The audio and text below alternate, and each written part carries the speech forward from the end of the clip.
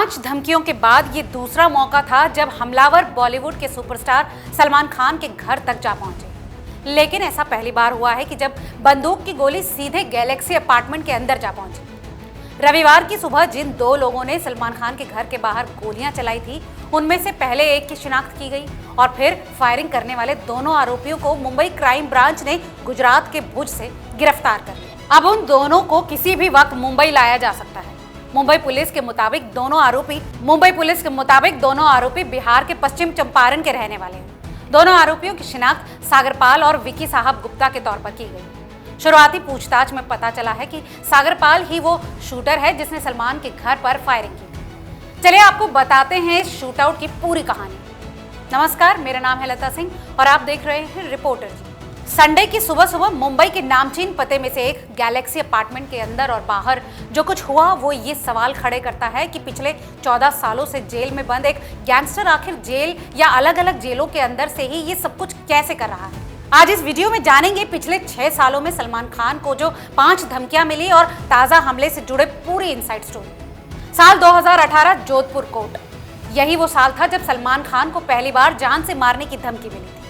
Gangster Lawrence Bishnoi ने Jodhpur court में पेशी के दौरान पहली बार कहा था कि हम लोग सलमान खान को जोधपुर में ही मारेंगे।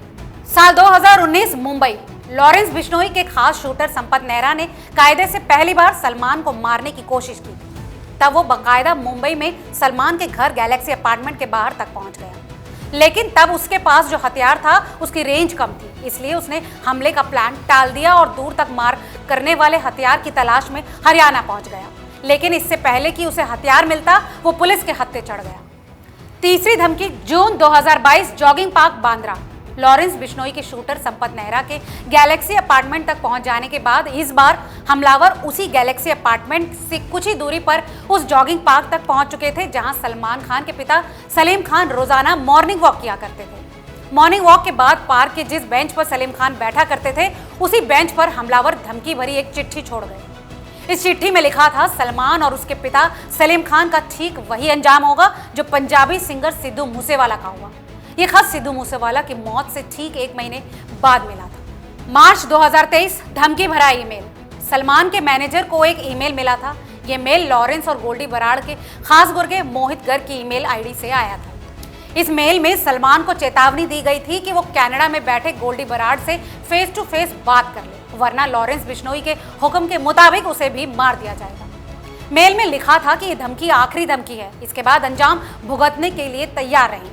मुंबई पुलिस ने इस ईमेल के बाद लॉरेंस बिश्नोई, गोल्डी बराड़ और मोहित गर्ग के खिलाफ एफआईआर भी दर्ज की थी। नवंबर 2023 फेसबुक के जरिए धमकी, लॉरेंस बिश्नोई की तस्वीर वाले फेसबुक अकाउंट से ये धमकी पंजाबी सिंगर गिप्पी गरेवाल को दी गई थी, लेकिन इस धमकी में सलमान खान का नाम भी शामिल था। इस बार भी धमकी जान से मारने की थी।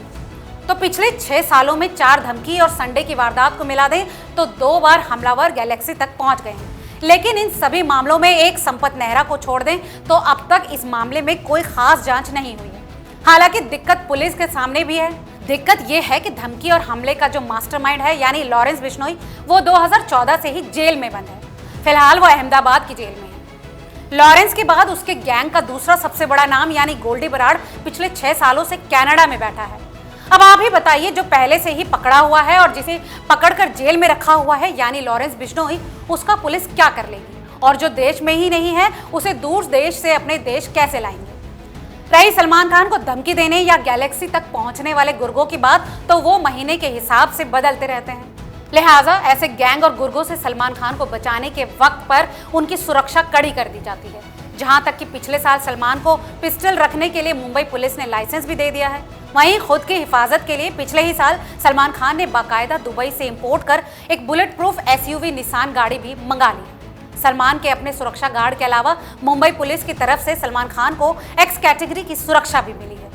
अब सवाल यह है कि अगर गैलेक्सी अपार्टमेंट में सलमान एक्स कैटेगरी की सुरक्षा में रह रहे हैं तो फिर उसी गैलेक्सी अपार्टमेंट के बाहर खड़े होकर 2 मोटरसाइकिल सवार इतनी आसानी से 5 राउंड गोलियां चलाकर वहां से कैसे निकल भागे?